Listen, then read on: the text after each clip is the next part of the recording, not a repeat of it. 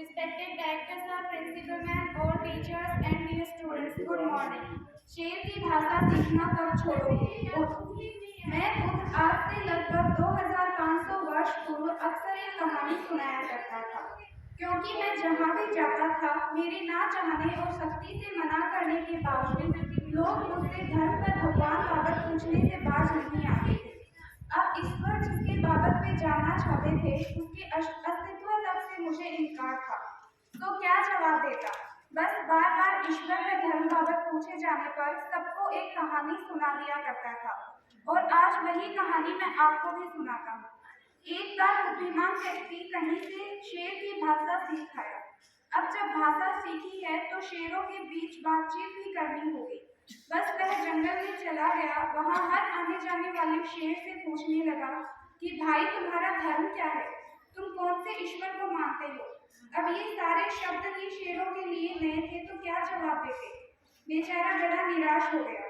इसने इतने वर्षों तक शेरों की भाषा सीखने हेतु मेहनत की थी, लेकिन वह शेरों की मानसिकता और उनके जीवन बाबत कुछ जान सके, परंतु अब तक वह 2500 से शेर से अपने सवाल दोहरा चुका था, लेकिन कोई कुछ नहीं बता पा रहा था। आखिर धीरज उसने खो दिया और वह बोला, उसने धीरज खो दिया और एक शेर से पूछा, क्या आप में कोई बुद्धिमान नहीं जो मुझे धर्म या ईश्वर के बाबत बता सके? वह बोला, हम में से तो कोई नहीं बता पाएगा, पर आप हमारे राजा के पास जाओ, शायद वह आपकी शंका का समाधान कर पाए, क्योंकि हमारे हिसाब से हम सब में ज्यादा समझदार नहीं हैं। अंधे को आशा जागी। वह सीधे शेरों के राजा के पास गया और उससे भी धर्म व ईश्वर बाबत वे सारे सवाल पूछ डाले जो अब तक वह अन्य शेरों से पूछ चुका था। साथ ही उसने सामान्य शेरों के अज्ञान पर आश्चर्य भी व्यक्त किया।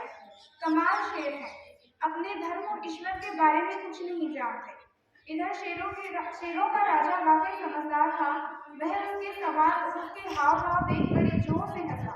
फिर हंसते हंसते ही बोला, कोई भी शेर आपके सवाल का जवाब इसलिए नहीं दे पाया क्योंकि उन्हें एक ही बात सिखाई गई है कि बुद्धि के अनावश्यक उपयोग से बचो।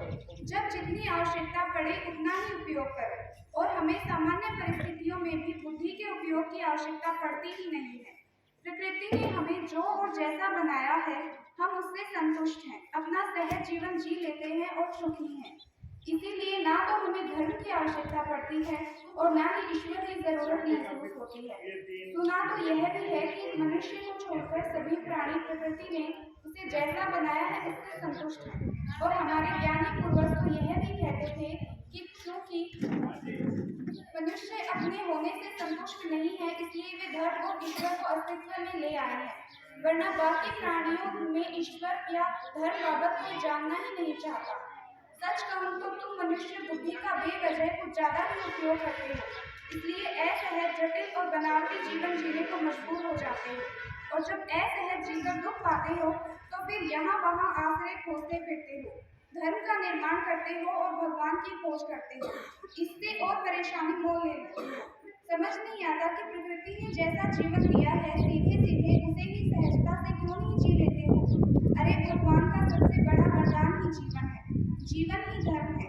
बस जिसे जैसा मिले वैसा जी लो। यह बेमतलब की बुद्धि लगाकर धर्म का ईश्वर क्यों खोजते रहते हो? जीवन अच्छे से जीने में अपनी स्वाभाविकता बनाए रखने में धर्म और ईश्वर दोनों सुना जाते हैं। भाई तुम कुछ भी कहो, हम मस्त शेरों को तुम्हारी बात समझ में नहीं आती। इसलिए देखो, तुम मनुष्य हमें पिंजरे में बंद कर प्राणी संग्रहालय में देखने आ जाते हो, हमारे जानवर देखने जंगलों में आ जाते हो, पर क्या कभी कोई शेर तुम मनुष्यों को देखने शहर में आया? क्यों? क्योंकि हमें मनुष्य जैसे दुखी प्राणियों को देखने में कोई रुचि नहीं है।